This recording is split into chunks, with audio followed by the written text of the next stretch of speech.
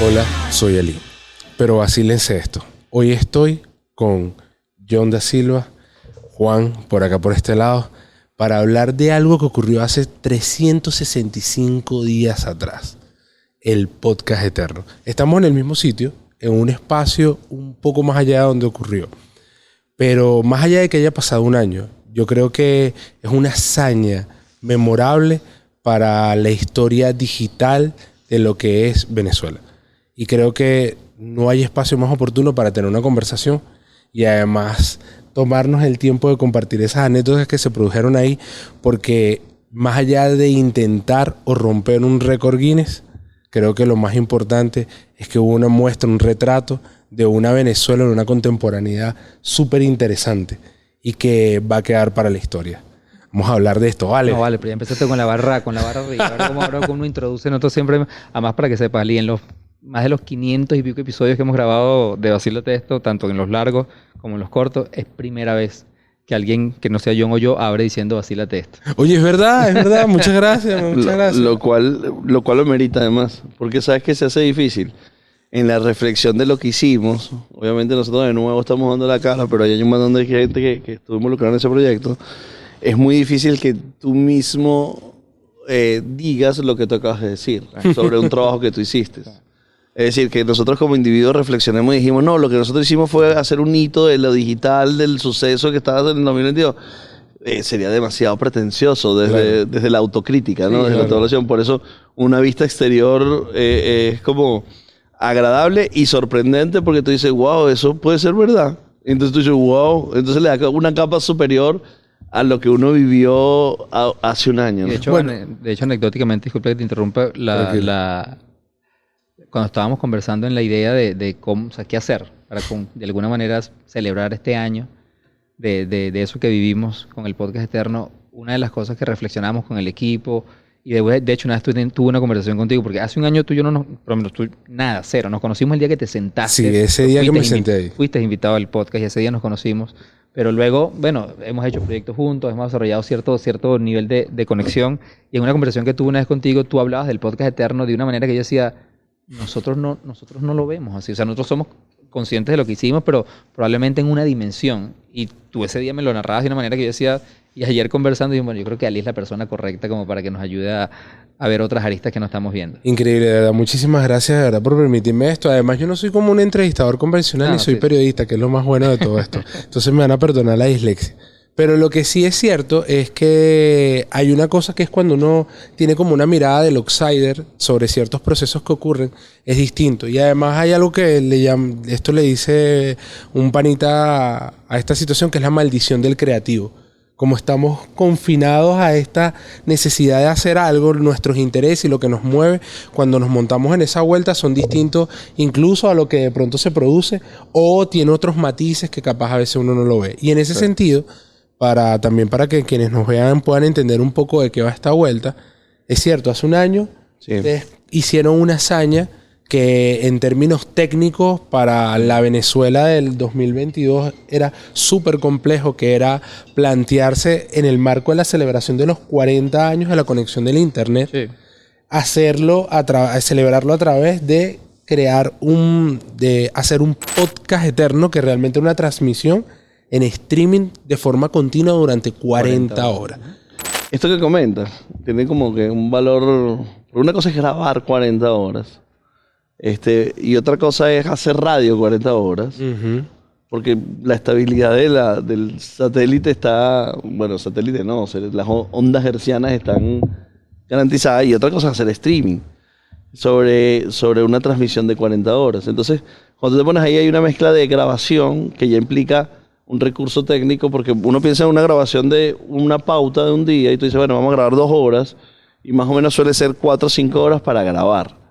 Cuando piensas en una grabación de 40 horas, piensas que hay equipos que tienen que dormir, hay equipos que tienen que descansar, es decir, 40 horas una cámara no es una cámara, son 5 cámaras. Totalmente. Entonces, esa lograrlo luego en el streaming, de la visión tecnológica de lo que sucedió ese día, es tremendamente complejo en ese marco de la Venezuela que vivíamos, que estamos en categorías, creo que tenemos el promedio de velocidad de conexión de 5 megas. Sí. Recuerdo que para esa época Venezuela era que si en la lista de la conectividad en internet éramos que si estábamos en la lista de los últimos 5. Sí. Y también eso habla un poquito de la insistencia de lo que nosotros queríamos lograr, porque eso es un logro técnico. O sea, primera vez más allá de las 40 horas de podcasting y el récord mundial, habla de la primera transmisión en streaming, que me atrevería a decir que se ha hecho en Latinoamérica de manera continua, y que eso sucediera en Venezuela es importantísimo. Yo recuerdo que en la conversación que nosotros tuvimos, yo insistía en algo que yo decía, la frase era, yo no sé si ustedes se están dando cuenta que ustedes están empeñados desde aquí en hacer algo que enorgullezca al país, incluso cuando las condiciones son adversas. Eso suena como a Simón Bolívar, ¿no? Pero está como en esa vuelta. Pero es que fue mucho del espíritu siempre del podcast eterno, más allá del récord. Obviamente, en todas las conversaciones que tuvimos antes de comenzar a grabar aquel día, a transmitir, era cómo nosotros podíamos aportar a la construcción de la marca país. Y yo recuerdo que cuando terminamos de grabar, se nos acercó uno de los ingenieros técnicos que estaban encargados de la parte de internet, que fue la gente de Net1 que nos apoyó y nos puso la conexión. Y él nos dijo, mira, teníamos los ingenieros, o sea, ellos tuvieron 40 horas ingenieros aquí monitoreando la señal. Teníamos un cañón de 600 megas monitoreándolo todo el tiempo. O sea, es decir, para ellos inclusive fue un reto técnico de cómo afrontar, porque nunca lo habían hecho. O sea, ellos como compañía jamás habían hecho algo como eso, y eso también es un logro importante. Y a mí me parece interesante que el antecedente de este tipo de iniciativas es americana, inglesa y española. Es decir, no sé, tal vez será dentro de las 10, 15 economías más importantes del mundo, ¿no? Claro. Entonces, yo me imagino a esas personas pensando en ese proyecto y la cantidad de facilidades que tenían que no fueron parte de su preocupación en la organización. Sí, pero nada.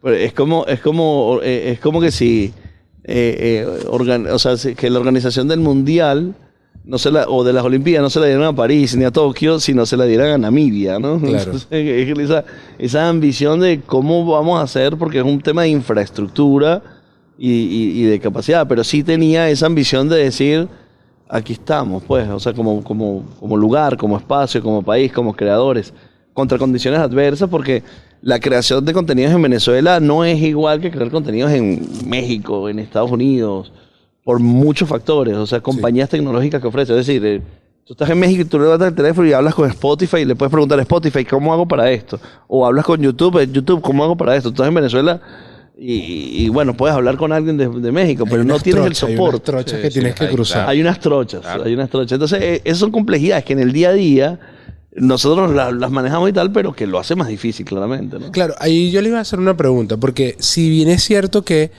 hay un reto y ustedes tienen esa terquedad y se plantean y yo ahorita vamos a hablar de quienes estaban detrás de cámara, porque eso era un bandón de gente que lo pude presenciar, pero antes de llegar a ese punto, a mí me gustaría que ustedes comentaran algo que es, en este momento es sencillo decir incluso por TikTok, de que hay mucha gente que está haciendo transmisiones vía por lo menos plataformas como Twitch a través de juegos y están clipeando y tú te puedes dar cuenta que hay venezolanos consumiendo y participando de ese espectro. Sí. Ahora, en el 2022 parecía una locura decir vamos a hacer transmisión streaming y que eso...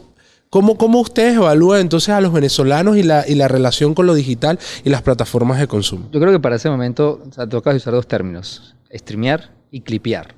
Eran dos términos que para el 2022 todavía no se mencionaban mucho. De hecho, el clipear viene mucho del mundo del streaming. Sí. Y particularmente nosotros todavía consideramos que la cultura del streaming en Venezuela en un 2023 es algo que está arrancando. Ok. Para esa época tú hablabas más de live, Ajá, es verdad. Hablabas más de live en TikTok, ni siquiera en TikTok. Yo creo que quien puso la palabra live fuerte en Venezuela sobre todo fue Instagram. Sí. Pero hablar de streaming en un 2022 en Venezuela era algo bastante lejano. Y nuevamente con esta analogía, nosotros el reto de hacer streaming obviamente lo afrontamos y lo queríamos asumir porque sí veíamos lo que está sucediendo afuera. Obviamente esto es algo que nosotros ya sabíamos. O sea, si tú te pones a ver, ya la velada de Ibai sucedía. Ya tú tenías otras transmisiones en Estados Unidos, todos los hermanos Logan, ya el tema del streaming cada vez lo veías muy fuerte.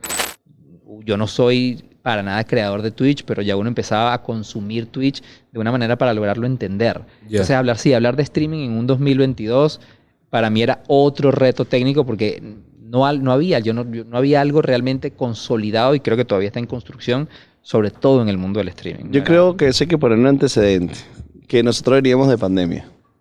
Y la pandemia sí nos puso la necesidad de entender, o sea, si hubiéramos hecho eso antes de pandemia, si hubiera sido un wow raro. Ok. Pero la pandemia nos hizo tener muchas reuniones en Zoom, en Meet, que de alguna forma eso es un streaming. De alguna forma eso nos da la sensación de la transmisión del streaming. Es decir, conectados en tiempo real en una plataforma donde tengo audio y video. Claro. Entonces, esa sensación, muchísima gente, sí, del 2020 al 2022, sí vivió la experiencia del streaming sin que necesariamente tenga esa visión del streaming, porque yo estoy en vivo en una pantalla hablando, aunque sea una reunión de trabajo, aunque sea un espacio. Entonces, ese antecedente como que nos da como que un paso adelante a lo que podía haber sido el 19. El 19 sí podríamos estar hablando de olvídate de las comunicaciones y las reuniones virtuales, nada de esto. Entonces ese antecedente de la pandemia nos llevó a poder tener un 2022 con cierta experiencia lógica. Ahora, el mundo del streaming, de generar contenidos en vivo, está básicamente muy limitado al gaming en potencia global y en potencia local, con lo cual era un territorio que nosotros no tenemos skills para crear contenidos en ese territorio. Entonces, cada vez que intentábamos abordarlo, no teníamos como que un argumento sustentable del por qué estar dentro de esas plataformas. A Dios gracias, eso evolucionó.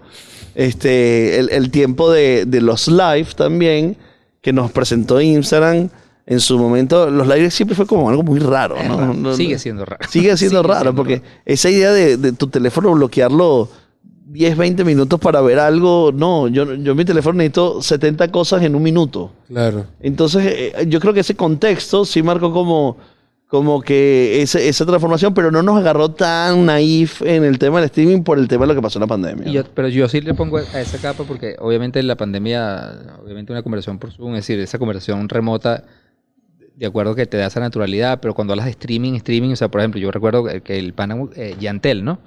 Sí. Que nos apoyó, o sea, porque el streaming no solamente es... Ajá, Yaltel, sí. Sí, o sea, es todo el tema de mantener la señal que esté estable todo el tiempo, es la cantidad de inserts que colocas, o sea, hay una cantidad de elementos gráficos que arropan la señal más allá de las personas que están hablando. Ese chamo fue que me enseñó a mí el beta de la transmisión, claro. Todo el tema de OBS que él tuvo que manejar ese día, o sea, hay una cantidad de logística técnica que requiere el tema del streaming, no solamente de dos personas hablando y la conexión, sino una cantidad de elementos que abordan y que arropan y es como que empaquetan toda la conversación, que yo sí creo que es algo que era un reto para nosotros. Pero entonces está bien interesante. Entonces estamos hablando entonces de que en términos técnicos, y ahora sí pasamos como a esta fase más técnica de los quienes trabajaron con el equipo, entonces sí implica que hubo un momento de adaptación de que más bien desde esta cultura de la que hablamos de transmisión, familia, tal, que además esto está atravesado por el proceso migratorio venezolano, que viene como esta vuelta también de la pandemia. Entonces, claro, ahora lo que se planteó es cómo logramos que esto funcione 40 horas de forma continua. ¿Cómo el equipo se engrana? ¿Cuántas personas estaban involucradas? ¿Cómo era esa vuelta? La gente decía, no puedo con esto, voy a renunciar, sáquenme de aquí. Hay un tema que... Hay gente que se ríe porque siente la presión. Hay un tema Ali que es que o sea, el proceso creativo, cuando se piensa la idea es muy bonita y tú piensas como que en el caso post idea. Claro. Y dices, mira esta idea, caso post idea, y tú dices, wow, qué buena idea. Entonces ese caso post idea era muy lindo, ¿no? O sea, en los 40 años de Internet, hacer 40 horas, romper el récord mundial de mayor transmisión desde Venezuela, con personas de Venezuela que nos digan cómo afectó el Internet, su vida y su desarrollo. Era como muy bonito todo eso. Cuando empieza ok, ¿qué necesitamos? Wow, ahí se empezó a poner la cosa difícil. Porque algo que probablemente nunca hemos dicho, pero que es una realidad, el 95% de las cosas que sucedieron ahí fueron casi ad honorem. Ok. Es decir, los 39 invitados fueron ad honorem. La mayoría de las personas que pusieron sus servicios fueron ad honorem. Es decir, fue como que una colaboración honesta para que un grupo de personas pudiéramos hacer esto. Hubo una participación comercial de marcas, pero que ayudaron a los costos, Sí, a que los costos sucedieran. Claro. Y entonces, un reconocimiento visual por su participación. Por su participación que hizo posible que eso sucediera. Claro. Entonces, esa circunstancia que nos hizo luego pensar, ok, vamos a hacer esto, listo, vamos a grabarlo. Listo, necesitamos 3 cámaras, no importa, están las 3 cámaras, listo, listo. ¿Y los operadores de esas cámaras? Sí. ¿Y las memorias? ¿Y las bajadas de los discos duros? Los turnos, porque en verdad sucedieron desde el momento 1 en que se conversó la idea hasta que empezamos a grabar, pasaron 7 meses. O sea, desde la primera conversación que nosotros tuvimos de esto nos está llamando la atención, porque lo decíamos al principio, esto viene muy... Lo conversábamos antes de grabar. Esto viene muy inspirado en que nosotros estábamos, bueno, ya estábamos haciendo contenido, pero otra cosa que estábamos viendo mucho es que, sobre todo los contenidos y los creadores de contenido que nosotros admiramos mucho, empezamos a ver cómo cada vez tiraban puentes entre lo digital y lo físico. Claro. Comenzaban a hacer eventos. Y una de las cosas, y esos eventos representaban un gran hito para ellos. O sea, el caso de Ibai con la velada, por ejemplo. Y nosotros decimos, bueno, dentro de lo que nosotros hacemos y el tipo de contenido que nosotros hacemos, ¿qué puede ser interesante? Y bueno, el tema del podcasting, vamos a ver cuál es el récord más grande que hay en el mundo, cuál es el podcast más largo. Y recuerdo que ahí vimos varios, pero luego nos encontramos con el inglés primero y después con el español. Con el español que hizo 24 horas en la Gran Vía. Y el inglés 38. Y el inglés 38. Y ahí, al revés, creo que el español fue el que hizo las 38. Ok, y ahí hubo como un tema de, wow, empezó como una cosa, oye, ¿lo hacemos en el estudio o lo hacemos fuera del estudio? Sí. Claro. Y de hecho, recuerdo que el plan original era hacerlo en la Plaza de los Palos Grandes. Sí. Teníamos como, es que eso es otra cosa interesante. O sea, la idea como idea ya la teníamos, pero el cómo llevarla a cabo también sufrió procesos de transformación. Yo creo que lo bonito de esto, no solamente nosotros, sino todo el equipo que fue parte, es que en 7 meses, en todas las mesas de trabajo que teníamos, nunca hubo un momento de esto, lo creemos que es imposible. Siempre lo que buscamos la vuelta es, bueno, si tenemos que ajustar esto, lo ajustamos, pero sabíamos que no se podía sacrificar. Sacrificamos. Y eso tiene una razón, Juan, porque tomamos un riesgo brutal en ese momento. A nosotros se nos ocurre la idea y dijimos, vamos a grabar el video donde lo vamos a anunciar. Y eso ya se volvió una práctica común de nuestras cosas. Ok. La anunciamos públicamente en nuestras redes. En el momento que nosotros hacemos ese primer anuncio, que probablemente el equipo de postproducción va a poner aquí ese anuncio, cuando nosotros hacemos ese anuncio, en la empresa no teníamos nada en la mano. No teníamos nada, solamente teníamos las ganas. Y la intención de comprometernos con hacerlo, que esa es la intención real de ese Pues yo le escribí, me acuerdo que le dije, mano, para lo que necesite. Sí. Entonces, ese anuncio hacía públicamente la intención de una idea. Y eso a su vez es la visión opuesta a una visión tradicional de yo no voy a contar mi idea porque no quiero que me la copien. Claro. Nosotros lo que dijimos fue, ya todas las ideas que existen, nosotros tenemos esta que la vamos a hacer nosotros. Es posible que 1000 otras personas la hagan, pero esta es la que queremos hacer nosotros. Y entonces contar esa idea nos puso en la responsabilidad de ejecutarla. Pero si bien es cierto, en esos 7 meses o 8 meses de preproducción, hubo momentos bajos, o sea, hubo momentos donde altos en la productividad creativa de lo que queríamos que era el evento, y hubo momentos donde bajos donde, oye, necesitamos, ponte, el mueble y no lo tenemos, no tenemos quien nos los tenga, necesitamos, invitamos a una persona y nos dijo que no. O sea, hubo momentos donde tú decías, upa, el proyecto se está comprometiendo. Un gran momento bajo es porque como habíamos pensado, como lo visualizábamos, hacerlo cuando ya lo llevamos a papel, cuando sabíamos lo que nos iba a costar, tuvimos que decir, bueno, esto no va a ser viable. O sea, y en ese ser viable dijimos, bueno, tú pudiste tomar la opción de decir, bueno, no lo hacemos, pero realmente encontramos como la manera de adaptarlo sin sacrificar la idea original. Fíjate que hay una cosa que yo siempre discuto y era algo que quería discutir contigo desde hace mucho tiempo. Sobre todo es el tema de que hay como, pareciera que en la actualidad existe una discusión permanente sobre el tema de que lo que es venezolano es bueno porque es venezolano. No. Sí. Y no es así, porque No necesariamente es no así. necesariamente es así. Hay una cualidad particular, si es venezolano, evidentemente por las contradicciones de historia común que vivimos, pero por otro lado eso no significa que tú no tienes esfuerzo, desarrollo, dedicación, que hay un trasfondo que implica colocar un montón de esfuerzos y ordenar procesos para que eso se dé. O sea, y además esos procesos no son de una sola persona, sino son de muchas personas que entre todos se apuesta a que eso se dé. O sea, hago esa antesala para hacer la siguiente pregunta. Porque ustedes nunca sintieron esa complejidad del proyecto. ¿Será porque sentían de que el compromiso de hacerlo era mucho más grande que la misma altura de la montaña con la que se enfrentaban? A ver, como para responder en orden a todo lo que vas a decir, yo sí coincido, y que lo hablábamos en estos días, yo sí coincido con que el hecho de que algo digas no es porque es venezolano es bueno, en lo absoluto. Sí creo que hacerlo en Venezuela, por las cosas que conversamos antes, bueno, hay ciertas barreras y ciertas capas que le pueden agregar un pelo más no sé si ni siquiera la palabra es mérito. A ver, yo sí creo que es un tema de mérito haber hecho una transmisión de streaming en Venezuela durante 40 horas con un internet, siendo uno de los países de conectividad más del mundo. Sí, eso tiene cierto mérito. Pero eso no garantiza que sea bueno. O sea, en lo eso absoluto, es interesante. Eso para nada garantiza que sea bueno. Yo sí creo que lo que garantiza que sea bueno, que esto pasa aquí, esto pasa en África, esto pasa en Estados Unidos, esto pasa en cualquier lugar, es cuando tú encuentras una idea y logras, que yo creo que eso es algo que a mí particularmente me motivó y durante todo el tiempo a mí sí me mantuvo muy motivado el proyecto, es que esa idea que de repente surgió de la discusión de dos personas, a medida que la ibas transmitiendo, lograbas la capacidad de emocionar y comprometer a las personas con esa idea. Es como un virus. Es como un virus. Literalmente el virus. O sea, yo puedo recordar personas, pongo un ejemplo y siempre se lo hemos reconocido públicamente a nuestro hermano Kerman y su equipo de Zouk Films, que ellos realmente, nosotros los llamamos para que nos hicieran un turno, porque eso fue otra de las cosas que nos dimos cuenta. Ya, y nosotros no podemos tener un camarógrafo pegado en una cámara 40 horas, necesitamos turnos. Y hablamos con ellos para que nos ayudaran a hacer un turno. Y su equipo, una vez que estuvo aquí y se impregnó de todo lo que estaba pasando, ellos tomaron la decisión individual como equipo de quedarse las 40 horas. Qué brutal. O sea, Kerman se quedó, es decir, él se contagió de todo lo que se estaba viviendo, y hoy en día hablar del podcast eterno y decir que Kerman y su equipo no son partícipes sería un pecado.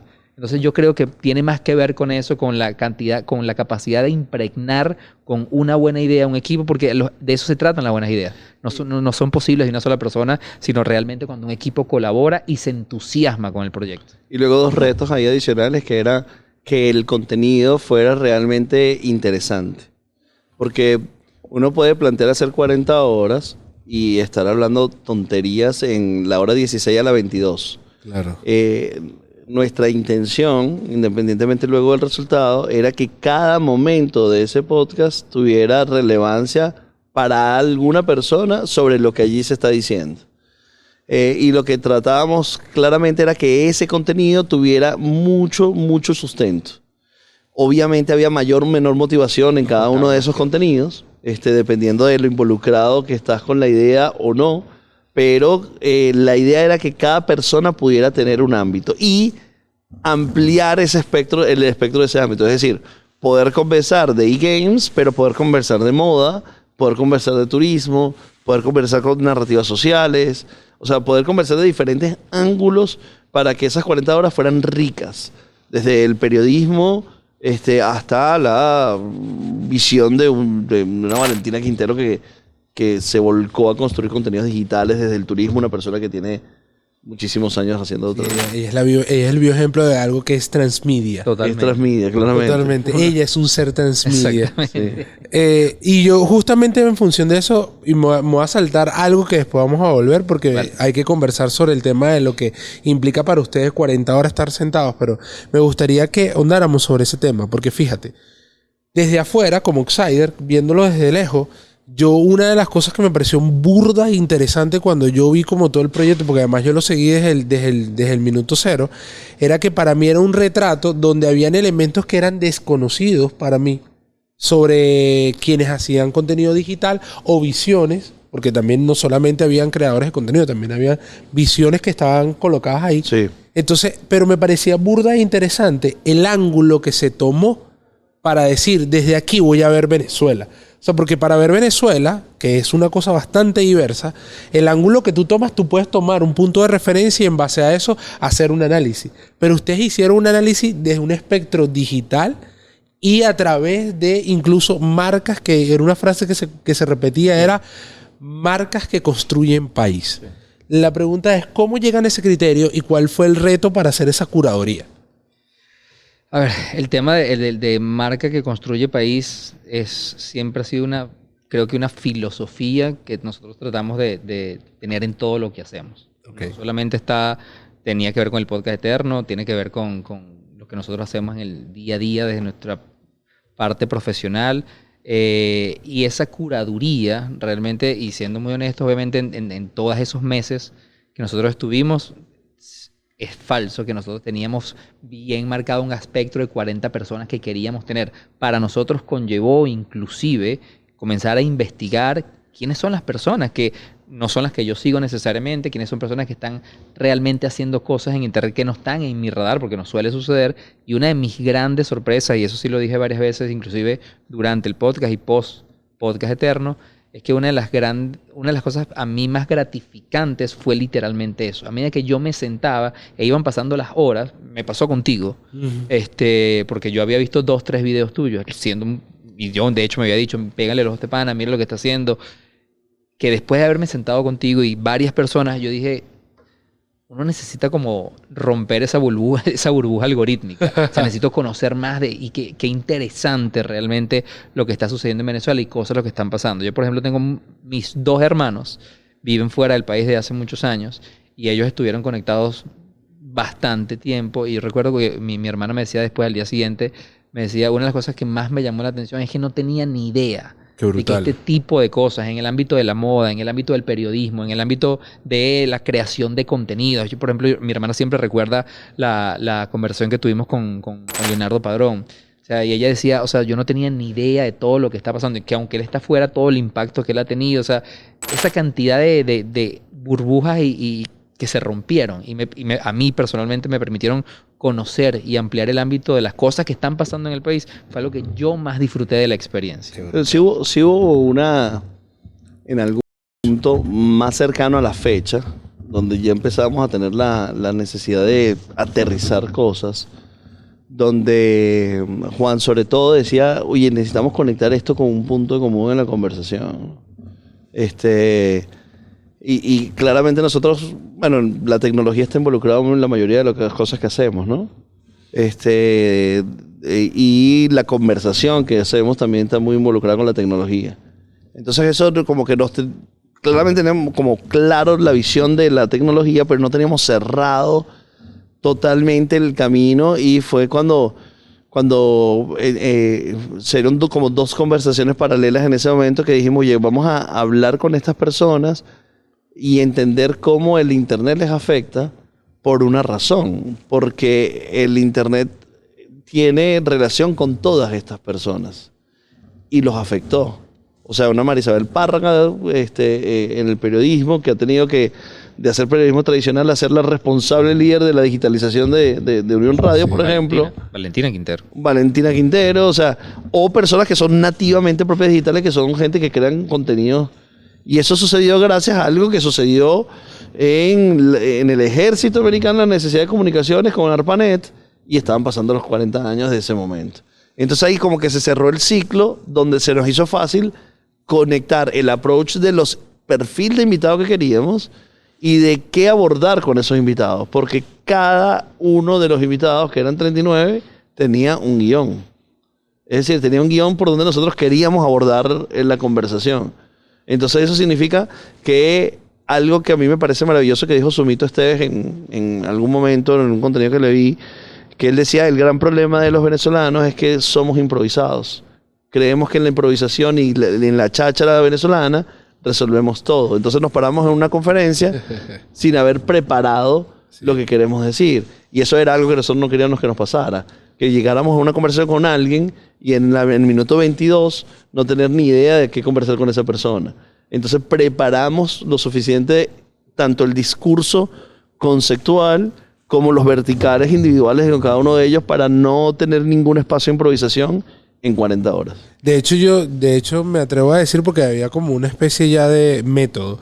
O sea, entraba la persona, había una introducción sobre el tema, en base a la introducción del tema ya había una investigación previa y ya se tenía planteado, que además ahí hay unas muchachas increíbles que yo me acuerdo cuando yo llegué, me dijeron, Ali, te van a preguntar de esto, vamos a hablar de esto, y yo, ay, qué increíble. Pero a lo que voy es que sí, que hay somos divertidos porque somos caribeños, y fino por eso, pero por otro lado yo creo que el país también necesitaba tener una conversación mucho más honesta y profunda sobre algunos aspectos con personas que capaz de forma digital no era tan cercano. A mí me pasó por lo menos con Dos Locos de Viaje. Yo nunca entendía lo que ellos estaban haciendo y su propio proceso, y fue por el podcast Eterno que yo lo pude comprender. Claro. Y esa conexión creo que refleja a lo que yo llamo como este retrato de esa Venezuela que estaba en el paradigma digital. Pero hay un elemento que quería que lo conversáramos, que era el tema del elemento colaborativo, que en este momento, hoy, es sencillo plantear de que la forma en cómo tú puedas ampliarte en el espectro de la digitalización es a partir de la colaboración. Pero en el 2022 no era tan así. Eran nichos cerrados. Y para mí también fue como abrumador, que yo dije, ya, estos panas están metiendo un montón de gente que tienen nichos distintos, que tienen audiencias distintas a conversar en un mismo espacio. ¿Cómo lidiaron con esa situación? Así que además incluso con las marcas, porque imagínate que para eso las marcas es como, ya va, pero ¿a quiénes me vas a poner? Porque son demasiados. Tal cual es la primera pregunta que hace. Creo que cuando tú hablas del aspecto de la colaboración, sobre todo cuando hablas de creadores de contenido, sí, probablemente en un 2023 es algo que cada vez más frecuente se ve en el mundo de la música, se ve en muchas industrias hoy en día.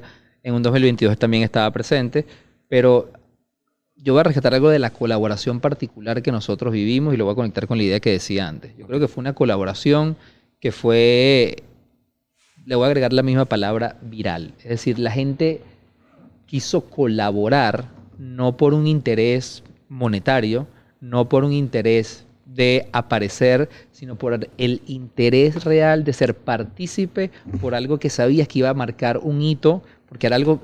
40 horas de streaming en internet en Venezuela. O sea, yo quiero ser parte de eso, porque la gente entendió realmente, o quiero creer eso, la gente entendió el tema del aporte del proyecto para con la construcción de marca país. Algo que a mí lo hablamos muchísimo en el equipo, realmente nos sentimos muy orgullosos de que eso haya sucedido. Fueron 39 entrevistados.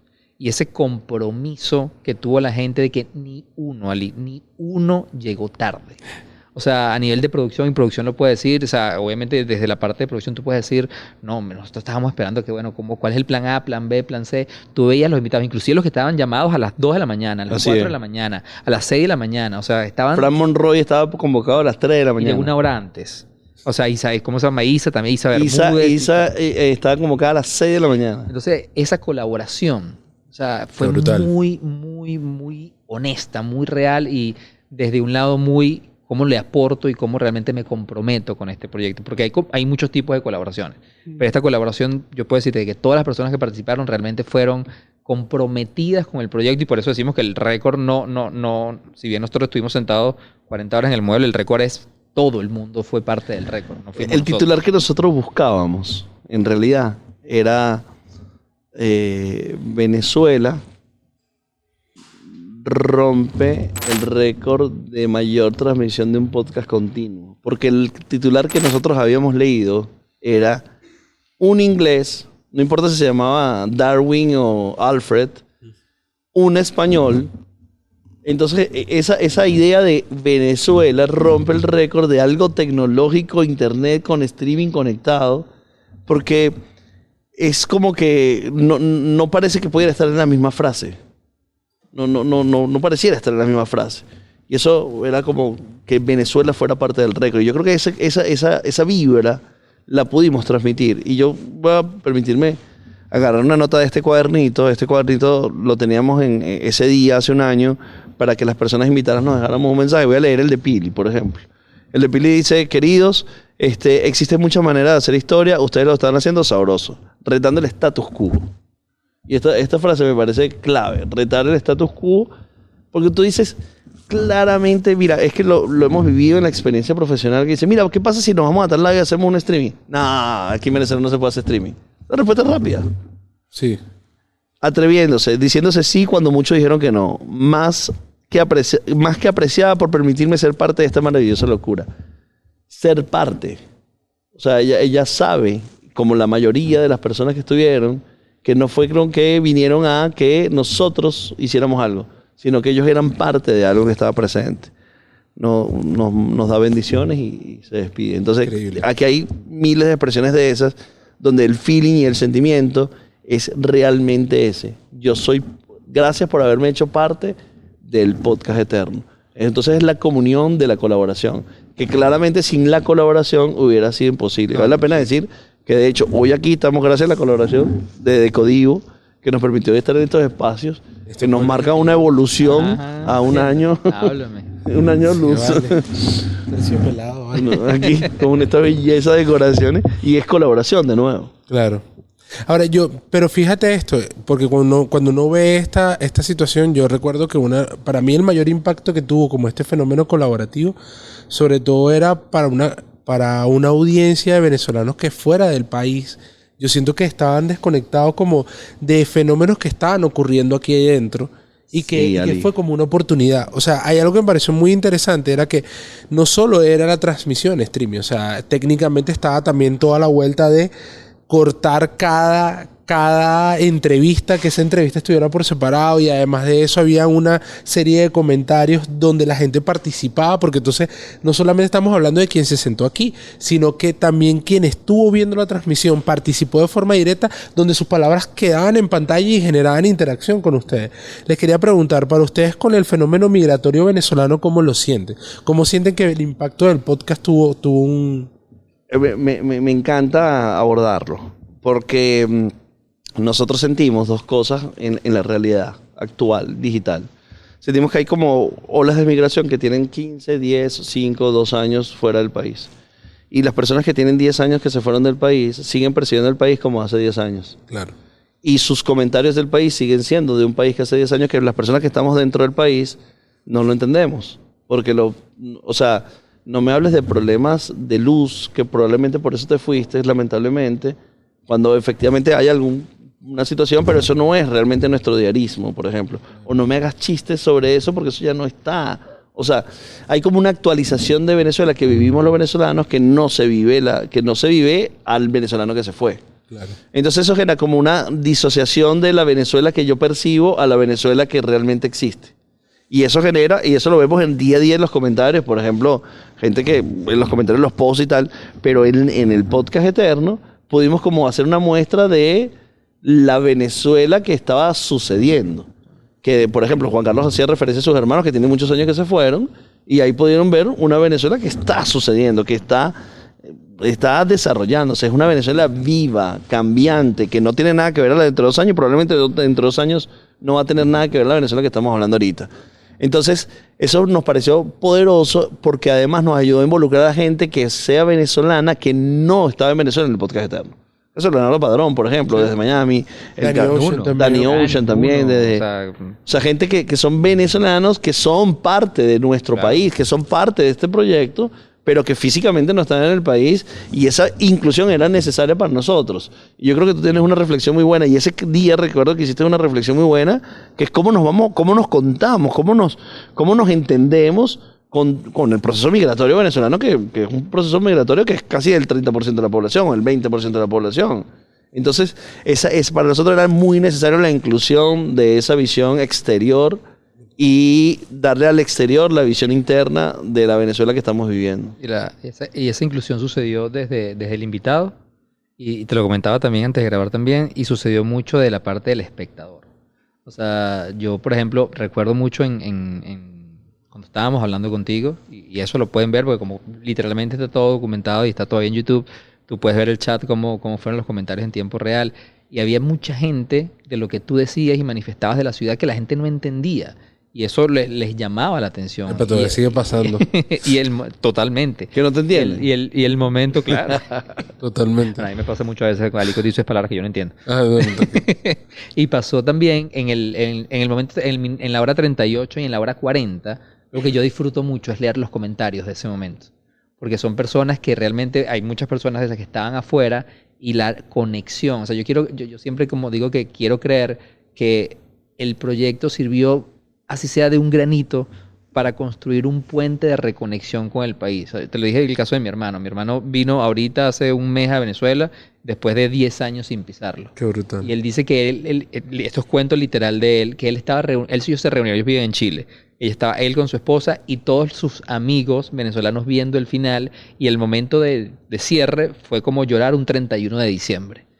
Y eso les despertó las ganas que luego un año después, de hecho un año después, él viene a Venezuela. Quiero decir que el podcast eterno, no, pero sí despertó, y como pasó en él, quiero creer que pasó en muchos porque los comentarios lo reflejan. O sea, logramos mostrar otra parte de la Venezuela que estaba sucediendo en ese momento. Mira, esto va a sonar retórico lo que voy a plantear. Danos. ¿Se cumplieron 40 horas de transmisión? 40. Se cumplieron 40 horas de más, transmisión, creo que fue 40 y 40 y 15 40 y 15 minutos. 40 y 15 minutos. Sí. ¿Se rompió el récord Guinness? Ok, eso es un tema... Parece retórico, pero es una discusión súper interesante. Es un tema buenísimo porque obviamente nosotros desde que arrancamos el proyecto la intención era romper el récord Guinness. Mundial. El récord mundial. El récord mundial, claro. ¿Qué pasa? El Guinness como tal, obviamente es una organización que tiene ese renombre, y nada más para dejarlo claro, la persona que nosotros como que teníamos que superar a nivel para romper el récord mundial es una persona que está en España, y esa persona está buscando la certificación en Guinness. El inglés, por ejemplo, él rompió un récord mundial. Jordi Wild, que también lo había hecho, Jordi Wild hizo streaming. Rompió un récord mundial, no fue certificado por Guinness. Nosotros buscamos Guinness. Inicialmente en el proyecto queríamos buscar la certificación de Guinness, y en el proceso, nuevamente conectando con las cosas como fueron transformándose durante todo el proceso, en nuestra relación con Guinness tenía como una modalidad de decir, mira, para que sea avalado y te podamos entregar la plaquita oficial de récord Guinness, un equipo de Guinness tiene que viajar al país para certificarlo. Y eso implicaba un costo extremadamente alto. Y en ese momento habíamos entendido también que había una segunda manera de certificación, que era que tú tuvieras toda la documentación necesaria para que ellos luego tuvieran la manera de certificarlo y te lo pudieran entregar. Y eso es uno de los motivos por el cual decidimos hacer el streaming, porque el streaming durante 40 horas es la prueba de que eso sucedió. Pregunto, si haces una comparativa entre traerse a los de Guinness con el capital de producción, ¿cuál es la correlación? ¿Como 10, 20? No, mira, en números claros, traer el equipo solamente de Guinness, costo de ellos, sin sus viáticos y sus viajes, era $15,000. Más o menos era una inversión de $20,000. Sí. $20,000 para tener el papel, que sí. O sea, a nivel de marketing es brutal, a nivel de país es brutal, era lindo. Pero hay una cosa que sí es relevante. Nosotros nunca, jamás, en ninguna comunicación oficial nuestra, en ningún mensaje, en nuestra rueda de prensa, en nuestras noticias, nunca dijimos que estábamos detrás de un récord Guinness. Récord mundial. Siempre dijimos que estábamos detrás del récord mundial. Claro. Ahora, mucha prensa sí salió diciendo venezolanos buscan récord Guinness. Inclusive, John, después de haberlo logrado, en entrevistas que se hicieron post haberlo logrado pero cuéntenos cómo fue el récord, haber batido el récord Guinness. Y yo creo que esto es primera vez que estamos como hablándolo y dejando registro audiovisual de que nosotros hicimos todo el papeleo. Pero y sí, porque había una segunda opción en la página de Récord Guinness, donde estamos inscritos, donde escribimos el proyecto, que decía, bueno, luego si lo podemos verificar. Listo. Y cuando le dijimos verificar, nos dijeron que no. Entonces, ahí yo tengo como un pequeño lado de bronca, sin ningún vínculo emocional, sino simplemente funcional. El otro día certificaron el récord Guinness de una persona que lo hizo en el 72. Yo dije, ahí estaba el fiscal. La cantidad de récords que hay. Que no tienen presencia Guinness. Todos los años que no tuvo presencia. Entonces, bueno, nada. Ajá, el récord Guinness de Pelé que jugó 180 partidos. Si tú tuviste los 180 partidos de Pelé. Entonces, la realidad es que, como para dejarlo claro, no fue. O sea, nosotros rompimos el récord mundial del podcast, pero la certificación Guinness no la tenemos porque literalmente ellos nos respondieron en la última conversación que tuvimos con ellos, como 2 meses después de haber logrado el récord. Ellos nos dijeron, bueno, pero si lo quieren volver a intentar, nos avisan. No.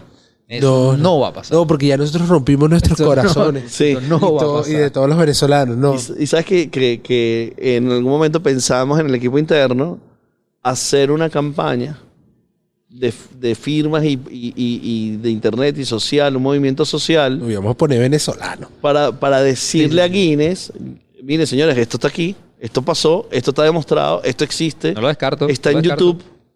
Eso no es mentira, lo puede verificar. Porque no es un cuento que alguien te está diciendo, eso hay registro. Claro. Y el registro de YouTube, hay 4 videos que duran 10 horas cada video. Y ese registro, eso está allí, está registrado en los servidores de YouTube. ¿Cuándo empezó? ¿Cuándo terminó? O sea, eso es verificable tecnológicamente. Y es muy auditable. Coherente, es muy coherente porque no es por la certificación Guinness. Eso quería preguntarle justamente. La realidad, lo que pasa es que Guinness sí es una marca que te da mucho reconocimiento a nivel mundial. Entonces, sí, somos coherentes con lo que nosotros queremos lograr, que es la construcción de marca país. Obviamente el Guinness te va a dar más exposición. No es porque queremos tener la certificación y el cuadrito de Guinness en la oficina. No, es que lo que sí sabemos es que la marca Guinness puede ayudarte a dar mucha más exposición. Sucede. O sea, en todos los récords que ellos de alguna manera validan, sí, mucha gente se entera. Bueno, pero no es por el tema personal de que queremos tener el récord, no, porque no va por ahí va como la pregunta, justamente ahí. ¿Ustedes sienten que, o sea, después de un año después de todo ese esfuerzo, además no solamente el de ustedes, sino el de mucha gente que participó, sienten que es necesario o sienten que está bien como un punto de anclaje para el futuro? Yo la verdad, honestamente, siento que no es necesario. Lo que sí siento es que me gustaría poder tener la habilidad de pensar ideas donde lo que pasó en el podcast eterno esté más presente, o sea, más presente de lo que está. Porque realmente el récord Guinness hubiera logrado eso. Y eso significa que el récord Guinness hace como que esto que estamos hablando acá fuera más gente más consciente de eso. Y eso podría ser inspirador. Por eso desde mi lado yo sí siento que nuevamente no siento la necesidad de Guinness para la validación del logro. Sí siento que el Guinness como herramienta para difusión. Ahí es donde estuvo como la discusión de seguir intentándolo o no intentándolo, pero ve que es una discusión burda interesante porque al final... Yo sí creo que hace falta para la discusión. Sí, yo creo que es una discusión burda interesante, sobre todo para lo que somos como venezolanos. Totalmente. Y lo que nosotros culturalmente planteamos. O sea, generalmente, pongamos el caso de Yulimar. O sea, Yulimar, ella como una atleta, es indudable lo que ella hace. Ahora, cada vez que ella pone a prueba y rompe un récord y lo hace en cada una de estas competiciones... Se amplía. Eso es lo que hace, claro, es que amplía ese medio. Y yo creo que al final nosotros, los venezolanos, al igual que Capela, nos toca seguir hacia adelante, claro, y seguir golpeando la pared hasta que se abra el hueco. Sí. Y eso me parece a mí que es como el gran valor que hemos aprendido sobre todo en los últimos años. Así. Y aquí viene entonces el otro nivel que quería plantearles a ustedes. O sea, fue un reto personal para ustedes asumir esta complejidad. O sea, literalmente, yo voy a hacer spoiler aquí, pero esto atentaba contra su vida. Esto humanamente no es lógico, ¿sabes? Como hay un tipo que voy a romper un récord Guinness llorando y se quedó ciego, ¿sabes? Sí. Pasó en estos días. Y estoy que no, yo voy a hablar 40 horas, ya va, te puedes morir, ¿sabes? Sí, ahí tuvimos como que las coincidencias que hacen que las cosas sucedan bien. Que bueno, depende de lo que creas. Dirás que, bueno, Dios nos puso en el camino, o Alá, o las energías, lo que tú quieras. Pero en ese periodo previo, 2 semanas antes, 3 semanas antes a Juan le da COVID, 2 semanas antes a mí me da COVID. Imagínate. Eso nos hizo conectar con un grupo de personas. Planeta respiratorio. El planeta respiratorio y la doctora que nos atendió, que muy querida por nosotros, cuando le contamos que no, sácame este COVID de encima porque yo en 2 semanas tengo que hacer 40 horas. Claro. Y ella le dijo, ok, yo entiendo que ustedes van a hacer 40 horas y voy a asumirlo. Como doctora no debería permitirlo, Imagínate. Sí. Pero entonces vamos a hacer algo. Vamos a tener un equipo con ustedes todo ese tiempo.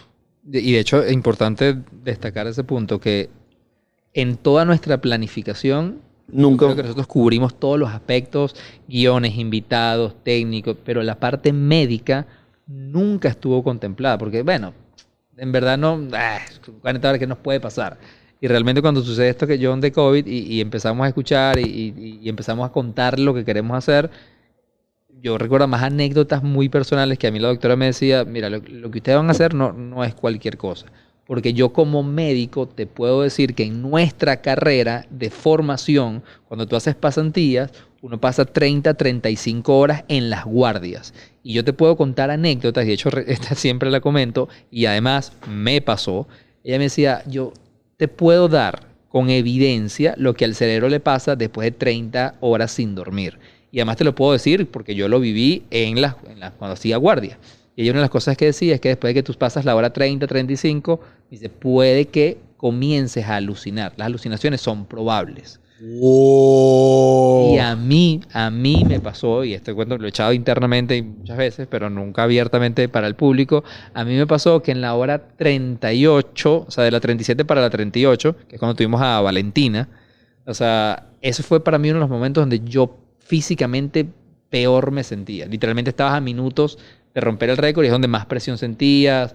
De hecho, Claro, emocionalmente. Yo desde ese día, yo no uso, yo tenía un reloj todo el tiempo que te mide el corazón. Ya yo no lo uso porque me quedé traumado por eso. Y en ese Todo el momento tiempo estabas viendo otras todo palpitaciones. el tiempo lo veo. Y en ese momento yo siento que John está conversando con Valentina y yo estoy hiper ido y de repente veo, como trato de hacer foco, y veo que John está hablando con Valentina en inglés. Y yo digo, ¿pero por qué están hablando en inglés? Pero John y Valentina, ¿por qué están hablando? Y fueron fracciones de segundo donde a mí me tomó como darme cuenta de que en ese momento yo estaba como ido, alucinando, el nombre que le quieras poner. Pero eso pasó. Y, por ejemplo, John, porque lo cuente, el tema de la atención fue... Sí, yo antes de empezar nos tomaron como las medidas generales del cuerpo. Nos tomaron la atención. Y a mí me tomaron la atención y la atención, como todos saben, de estar 9, 13, por ahí. Y yo la tenía que sí 13, 18. Altísima. Ok.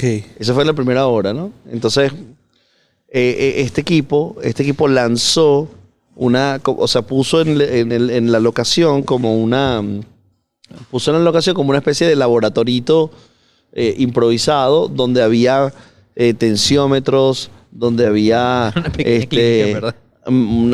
casi que una cliniquita. Y entonces me dieron unas pastillas y desde ese momento hasta la hora 40 mi tensión estuvo totalmente en 18. Siempre, constantemente. Pegado. Y las doctoras me decían, tranquilo, tú estás bien, pero cuando se volteaban atrás, uy, hay que estar pendiente. Me ponían pastillas sublinguales, me daban medicinas constantemente para tratar de manejarla, porque la otra cosa es que era, como nosotros hicimos un compromiso de que no es que era que tú hacías 12 horas, yo me voy a dormir, tú haces 12, no, nosotros los dos vamos a estar las 40 horas. Okay. Entonces de pronto había una conversación que o sea, era difícil gestionar la conversación con el agotamiento. Sí. Entonces estar afuera era como que, no, pana, atiéndeme rápido. Era dejar solo al otro. Atiéndeme rápido porque necesito irme para allá. Y nosotros nos sacaban cada ratico a medirnos la atención. Sí. O sea, nos sacaban casi cada una hora, cada 2 horas nos sacaban a medirnos la atención. Y para mí el break fuerte fue cuando por ahí a la hora 37, 38, ya voy al baño. Cuando termino de ir al baño digo, bueno, listo, me voy para mi casa porque ya estoy listo. Y digo, no, todavía falta. Y ahí fue como que, wow. Pero mira, hay un dato que también lo hemos conversado mucho internamente. Y creo que vale la pena decirlo aquí. Hubo un momento, o sea, como yo tuve su momento de quiebre, en verdad, en la hora, sí, como 36. Pero hubo un momento donde los dos entramos en un hueco muy profundo. Y vino dado por un muy buen gesto y con una muy buena intención del equipo de producción. Porque ellos cuando llegamos... Se están riendo. Las cámaras no lo ven, pero todos se están riendo ahora mientras Juan dice Pero mira esto. lo que sucede. Cuando llegamos a la hora 10, el equipo de producción nos pone un cartel con muy buen mood y con muy buena intención. Es decir, chicos, ya vamos por la hora 10. En ese momento, como nosotros lo interpretamos, es... ¿What? O sea, yo siento que tengo 37 horas y tú me estás diciendo en ese cartel que faltan 3 veces más lo que yo he hecho hasta ahora. Y en ese momento, yo personalmente entré en un hueco que me costó salir unas 2-3 horas. Oh. Y eso nos pasó a los dos, porque ya en ese momento dijiste, ya, esto no es juego. O sea, apenas, como lo interpretamos nosotros, apenas llevamos 10 horas. ¿Y sabes qué me pasó a mí? Que yo la noche anterior no pude dormir tampoco. O sea, estaba como pensando, estaba como muy activo mentalmente. Oye, cuando pase esto, ¿qué pasa esto? Oye, hay que controlar esto, tengo que preguntarle a Valeria esto, mira, tal cosa. Oye, a esta persona podemos abordarlo por acá. O sea, estaba como recapitulando todo lo que podría pasar. Entonces no descansé apropiadamente. Además que John, ¿te acuerdas que a ti el día antes, hecho un video que ayer yo lo estaba viendo, a John el día antes de grabar se le fue la voz? Y te tuvieron que inyectar inclusive esteroides para que se te desinflamaran las cuerdas vocales. Sí, qué fácil. Él había perdido la voz. No me acordaba de eso. Y le tuvieron que inyectar esteroides para que se le desinflamara la garganta. Entonces sí, desde el aspecto físico fue un reto, pero el aspecto mental fue más duro todavía. No, de verdad, toda mi admiración por lo que hicieron, además a cómo se prepararon. Gracias a la energía del universo se mantienen aquí en este plano. Y qué fino. Porque sí. Ahora, hubiera sido más épico que hubiéramos muerto ahí haciéndolo. No vale. Ahí sí no hacíamos falta el Guinness. No hacía falta el Guinness. No. Y eso hemos pasado la historia con eso, no es sido entretenido. Pero digo porque también, y volviendo a este tema de cómo desde Venezuela nosotros tenemos un impacto en la cultura global, porque yo creo que nosotros, los venezolanos, honestamente tenemos un impacto muy grande en la cultura global, pero también pocas veces se cuenta cómo ese proceso se da, y además, y creo que en esta onda del podcast, como formato, creo que se amplía ese espacio y permite que otra gente lo entienda. Ojalá este espacio sirva para gente que quiera construir un proyecto de impacto global. Total. Y diga, mira cómo hay que prepararse técnicamente, mira lo que tienes que asumir personalmente para que esto sea así, a lo que te tienes que enfrentar. Porque cualquiera puede decir que es sencillo hablar durante 40 horas de forma continua, pero lo que realmente está ocurriendo es que estás teniendo un ejercicio doble en tu mente. Estás pensando qué vas a decir en relación a lo que la persona está contestando, y si estás hablando en torno a eso, compartir eso y ver el feedback de lo que está ocurriendo. Es que en este mismo momento, yo te estoy escuchando, estoy pensando si viene Juan a decirlo. A su vez estoy tratando de conectar lo que tú estás diciendo con lo que yo quiero decir que estoy leyendo acá. Entonces es una hiperactividad mental. Total. Porque la atención y el foco está acá, pero está en antes y después. O sea, ¿qué va a pasar después de esa conversación? Entonces, eso durante 40 horas. Claro, y es un ejercicio sumamente fuerte, o sea, exigente, sobre todo. Porque es que, nuevamente, biológicamente, después de X horas, pierdes la capacidad de análisis, o sea, que nosotros podemos tener ahorita, que son, no sé, las 11, 10 de la mañana, que probablemente anoche dormimos mejor, o sea, pasa biológicamente. Y ahora, fíjese esto, ya para ir como encauzando un cierre. Listo. Fíjese esto. Hace 365 días estaba pasando ese momento en la mañana que fue épico, en ese momento en la madrugada que fue épico. Maravilloso. Callallo estaba tocando, termina todo esto, hay todo un agotamiento y se van a sus casas. Descansa, celebran, los demás todos celebran. Ocurre como este momento, esta épica, que es increíble. Pero un año después... Me costó dormir también esa noche. Pero un año después, Vacílate Esto podcast. Ajá. Porque además estamos hablando de que todo este proyecto es parte de la misma sinergia que ocurre con todo el patio contenido, con todo lo que está haciendo el equipo de Vacílate Esto, incluso gente de otros equipos. Les pregunto a ustedes, ¿cómo sienten ese impacto como equipo creativo? No solamente para proyectos futuros, sino como engranaje. Ojo, hermano, yo estaba en rodaje que después no hablo más nunca con esa persona porque nos odiamos para el resto de la vida.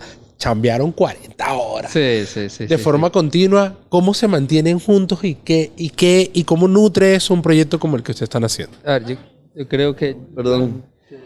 Antes de que respondan, de parte de todo el equipo de Vacílate Esto y el patio, nosotros le tenemos un obsequio a los muchachos. Momento perfecto, vale. Momento perfecto.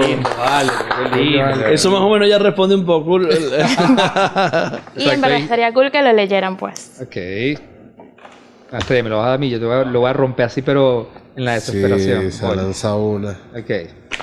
Vamos a lanzar una de unboxing emocional. sea, me lo das a mí, entonces, ay, si lloro, bueno, si lloro, lloro. Es el- Mira qué belleza. No, Ok. vale. Mira, qué belleza. Dice el podcast eterno, el Patio Content Studio otorga este reconocimiento a Vacílate Esto Podcast por haber roto el récord mundial del podcast más largo del mundo con 40 horas de transmisión ininterrumpida. Caracas, Venezuela, 29 de julio del 2022. Un aplauso. ¿Para qué Vale. Guinness? ¿Para qué Guinness? ¿Para qué Guinness? Que se me aguaron los ojos. Sí. Claro, claro. Qué belleza, Increíble. chicos. Gracias. Gracias, Increíble gracias, a todos gracias, ustedes. gracias. No hay cámaras que muestren a estos muchachos, pero es increíble. Voy a responder tu pregunta. Cuando termina esas 40 horas de trabajo, que en realidad son 40 horas de trabajo del podcast eterno, pero el equipo de producción tenía horas antes trabajando.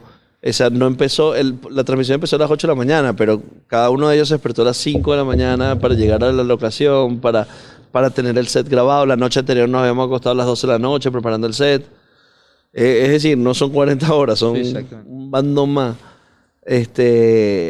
El mood era de felicidad, de orgullo, de compromiso.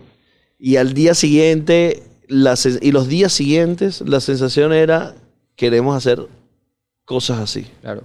Qué brutal. Y yo no sé, yo creo que, o por lo menos yo no soy consciente de, inclusive en ellos como equipo, la cercanía y la relación que generaron. O sea, obviamente nosotros como un todo lo podemos ver en el día a día, pero sé que entre ellas, sobre todo, y no por destacar a nadie, pero sé que el equipo de producción, el equipo de sonido, o sea, todo lo que es el equipo del patio, porque tú lo hablas al principio, si tú cuentas entre nuestro equipo, más colaboradores, más marcas, o sea, ese día hablábamos más invitados, estás hablando de casi 100 personas que estuvieron colaborando de manera directa e indirecta para esto, pero el equipo muy directo, muy cercano, generó entre ellos es una hermandad.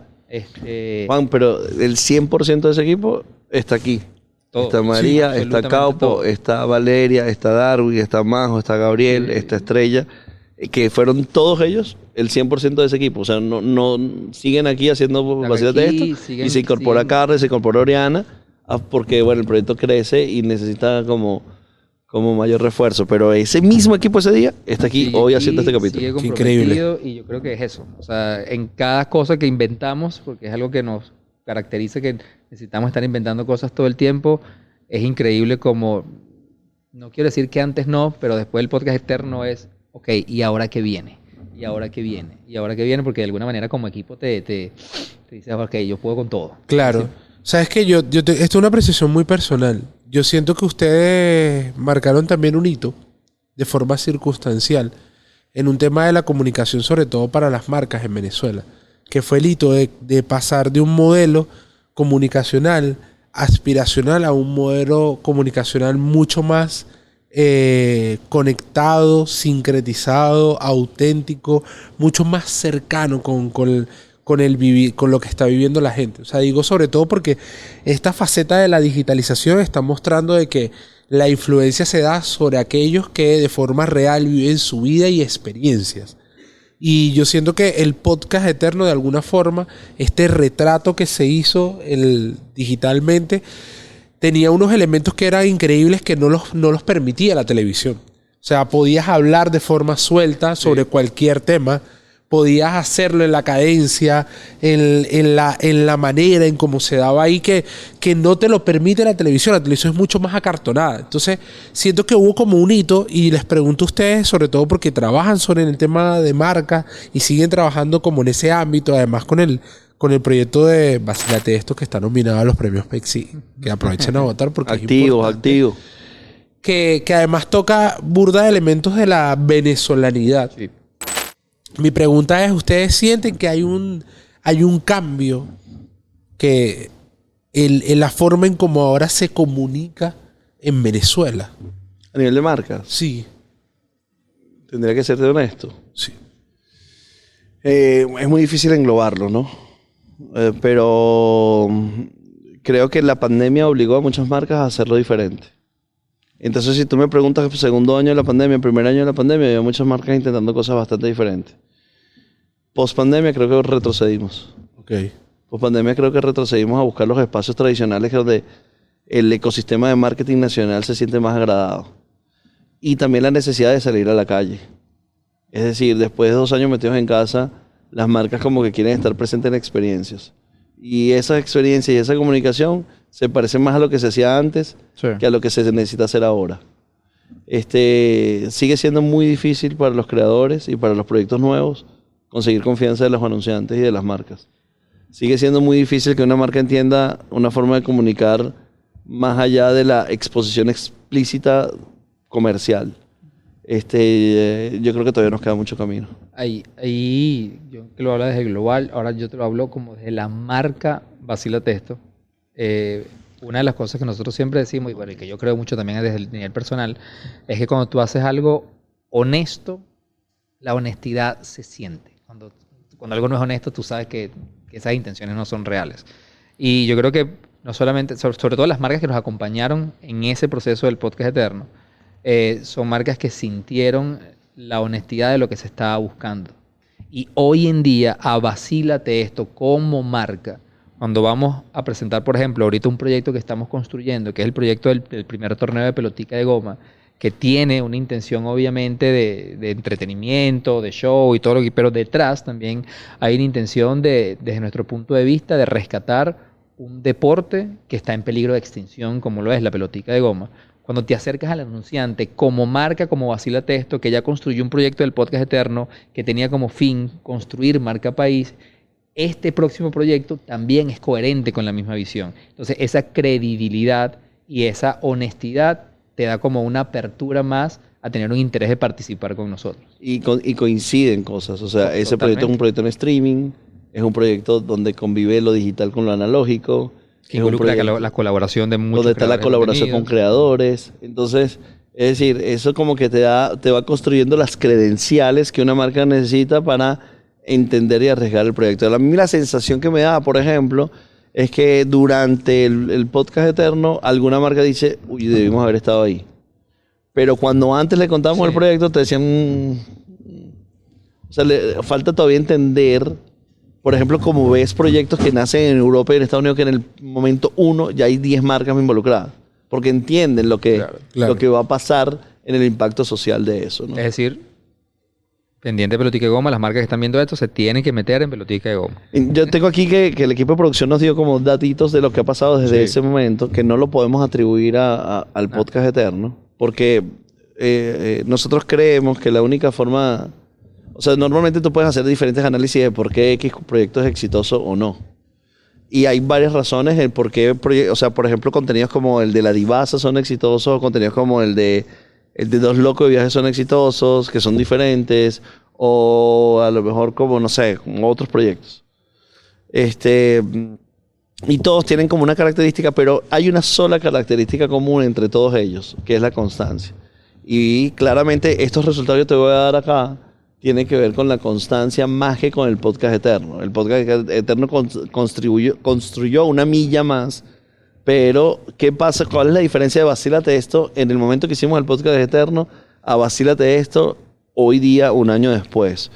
Hace un año teníamos 250,000 personas que nos seguían en TikTok. Hoy vamos a llegar a 1 millón de personas. Es decir, ¿eso tiene que ver por el podcast eterno? Probablemente no. Tiene que ver con la frecuencia de publicación, que y el tipo de contenido que estamos publicando. Teníamos 12,000 suscriptores, ahora tenemos 70,000 suscriptores en YouTube. En Instagram estamos cerca de 300, de 300, así sumamos Instagram y ¿qué?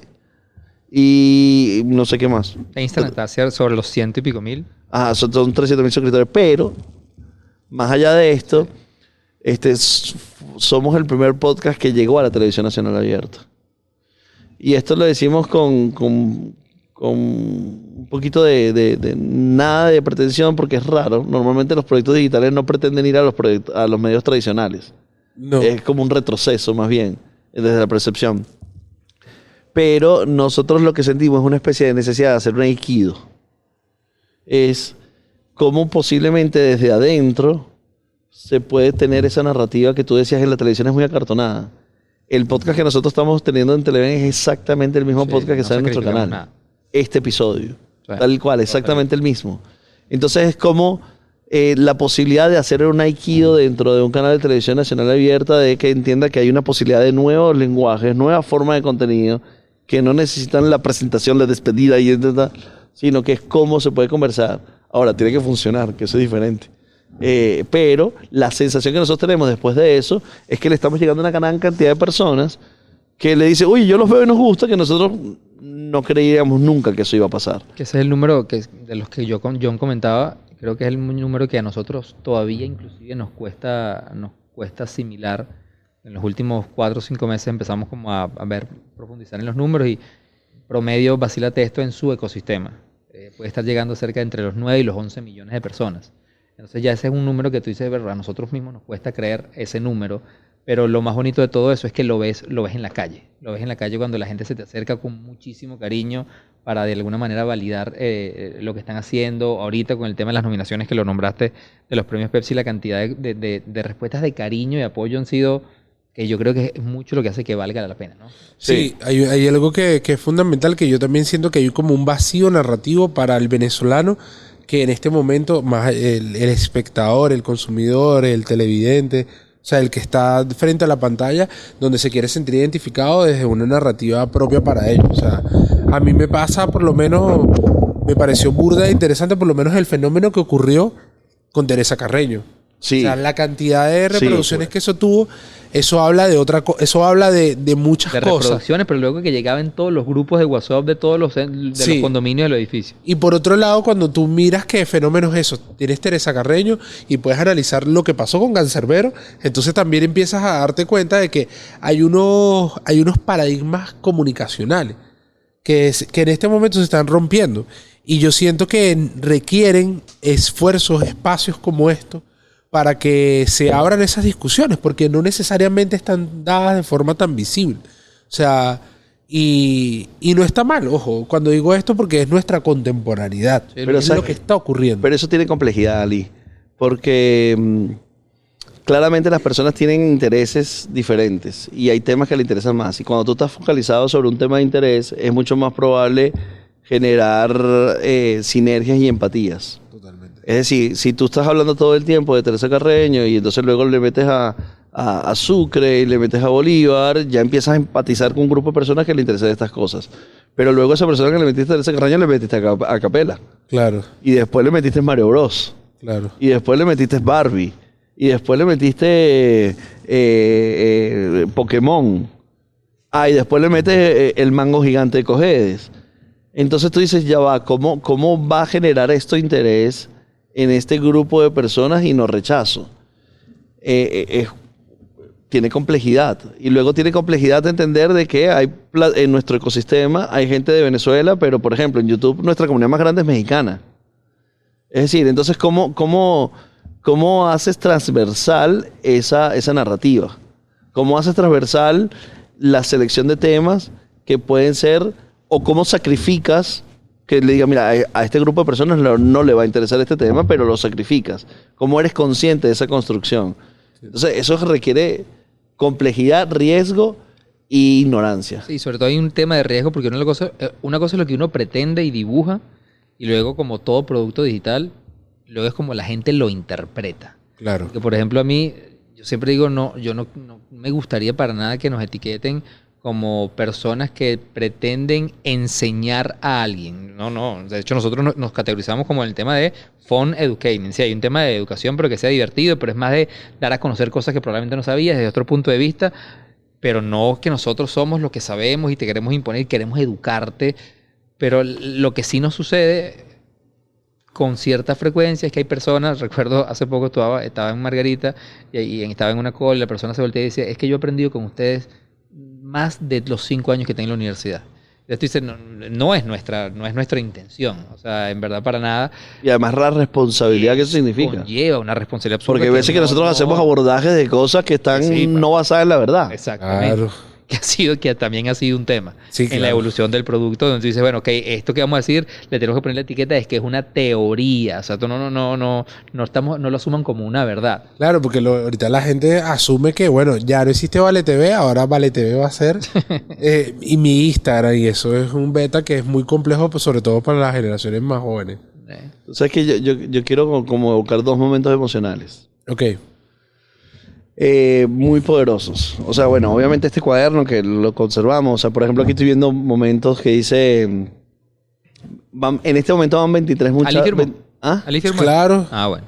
En este momento van 23 horas, admiración y mucha emoción. O sea, gente que nos escribe, van 20 horas, muchachos, sigan así, solamente tal. O sea, es decir, hay como una narración del punto de vista de cada una de las personas y es una belleza. Salvador, Carlos Yelambi, o sea, es una belleza este documento. Pero un documento que a mí me conmovió sobremanera fue este letrero. Muy lindo, muy lindo.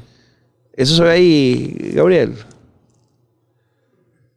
Este letrero nos lo mandó Juliet, de 9 años, y que nos los dio su papá y su mamá. Su papá y su mamá vinieron al cierre a las 12 de la noche al Cubo Negro. Y nos dieron esto y nos dijo, toda nuestra familia está en la casa viéndolos a ustedes. Muy lindo. Yo lo digo, todavía se me corta nada. Es muy Qué lindo. brutal. Qué brutal. Es muy lindo. Eso también. Y esto que está aquí, yo también lo firmé. Eso fue increíble. ¿También lo firmaste? Sí. Pasa. Valerita, que es directora de producción, esta es la camisa que nos dieron todas las personas que participaron. Y el cierre, que era lo que quería comentar, lo que pasa es que estaba tratando de recuperar la voz. El cierre, que fue callado, Eso fue increíble. que eso no estaba previsto. Estaba previsto que ellos vinieran, pero no que vinieran a tocar. Y empezaron a tocar música venezolana. Cuando volteamos así, habían 100 personas. Michael Benavente estaba por allá, familia, gente desconocida que nos abrazaba. Wow, pan, eso fue un momento magia. Sí. Hablen para que yo pueda recuperar el Además que galgo. yo recuerdo que, para continuar en tu nota, o sea, obviamente fue un momento muy, muy emotivo en verdad. Yo siempre le digo, de hecho ayer me encontraba Marijó de Callao ahí en la Mega y le decía, es que nosotros estamos unidos de por vida, porque ese momento fue tan Sí. se creó un nexo tan bonito. Y ahí nosotros nos abrazamos a nuestra familia, pero yo recuerdo particularmente uno de los abrazos más emotivos, honestos y sinceros que yo sentí fue este pana que está aquí, el sonidista. O Qué sea, brutal. pero yo abracé a ese pana como si fuera, o sea, mi hermano que está en Chile. Qué O increíble. sea, porque sentí esa honestidad y esa alegría como equipo de lo que se había logrado. Y eso tú lo podías ver en los ojos de todas las personas que estaban ese día, que más allá de las 40 horas es lo que como equipo realmente nos planteamos hace 8 meses, ya en este momento era una realidad gracias al aporte de todos. Genial, genial. Mire, yo les voy a decir algo, honestamente. O sea, yo creo que en la historia venezolana hay un montón de hechos que pasan solapados, hechos que fueron muy importantes. Cosas como, o sea, yo tengo infinidad de historias sobre eso. Y yo agradezco vivir en este tiempo porque existen fenómenos como la digitalización que permiten dejar comprobantes, así sea unas huellas sobre esas experiencias y que fueron. Para mí de verdad es un orgullo de que exista 40 horas de un relato de una visión de Venezuela con un esfuerzo de un equipo titánico que estuvo detrás para hacerlo, que fue increíble durante todo ese proyecto, con ustedes delante poniendo en riesgo su vida para hacer eso y que además esté en una disposición, y no digo esto como para que se pongan sentimentales, sino lo digo porque esté en una disposición que desde un proyecto, desde el propio país, con nuestro impulso dejar una huella para el resto del mundo. Para mí eso es algo que se agradece como venezolano y se agradece este tiempo. De verdad yo me siento sumamente orgulloso de haber sido parte de eso, de verdad. De además que cuando lo mira uno en perspectiva, son cosas que las energías y la vida te conectan porque no es casual las otras cosas que también hemos hecho y hemos compartido en otros momentos. Sin duda. Y creo que eso es donde radica ser venezolano. Yo creo que ser venezolano no es simplemente el cúmulo de números, frases y datos, sino realmente esas experiencias que construyen y hacen esto que termina consolidando nuestra identidad. La construcción de un país se hace, marico, todos los días, Es así. levantándose, teniendo la expectativa de llevar eso un paso más lejos. Sí. Y de verdad, muchas gracias de que ustedes le ponen esfuerzo y dedicación a que todos los días eso se hace. De verdad, muchas gracias. Gracias a ti, Ali, por además acompañarnos ese día, acompañarnos hoy al equipo y a las personas que vayan a ver este episodio. Y yo creo que al final del día lo que termina el podcast eterno y lo que sigue Vacílate Esto es las ganas de querer hacer más. Porque cuando agradecemos a todo el equipo y todo, o sea, al final del día esto es trabajo. O sea, pero es una capa de trabajo que es un trabajo que tiene una capa diferente. Es un trabajo que tiene una capa de involucrarse con un proyecto más ambicioso, que además nos interesa, que nos apasiona, que no es simplemente un trabajo de horario, sino es de involucración, de compromiso, de emoción y de orgullo. Claro. Y ese orgullo luego te hace sentir orgullo por eso que es tu trabajo, pero ese que fue tu producto y eso que estás haciendo aquí en este país. Que yo creo que, sin desmeritar a nadie ni que esté fuera, hacer qué tal, pero los que nosotros vivimos acá sabemos todas las cosas que atravesamos y las cosas que logramos aquí nos dan una potencia emocional muy fuerte. Y ese fue, yo creo que el objetivo cumplido de haberte traído como tercero dentro de esta conversación, porque es muy diferente también. Obviamente todo el equipo sabe lo que se logró, todo el equipo sabe lo que se sufrió, pero escucharlo de un externo no solamente hoy a nosotros nos ayuda como a verlo desde otra perspectiva, sino me llena de muchísima satisfacción que el equipo escuche también lo que ellos lograron con todo el esfuerzo. Sí, porque no fue un trabajo individual, fue un trabajo de todos. Así que gracias por estar aquí, Ale. No, de verdad, muchas gracias, de verdad, muchas gracias. No, Ale, un fuerte aplauso, Ale. Hay que darle Nosotros solemos cerrar diciendo yo soy John Da Silva, @JohnSnacks. Yo soy Ali Morales, a Morales piso y un 2 de números en todas las redes sociales. Soy Juan Carlos Martínez, @JuanSofá en todas las redes. Y esto fue el episodio de celebración de Vacílate Esto. Podcast eterno. Gracias, gente. Gracias a la gente del Cubo Negro y gracias a la gente de Código por prestarnos estos espacios maravillosos. Yo te digo una cosa. O sea, de venirnos de la calle. Yo creo que aquí sí podemos hacer 60 horas. A venirnos a este place hermoso. Gracias por... Y en colaboración de nuevo. Gracias, chicos. Llévatelo, gente.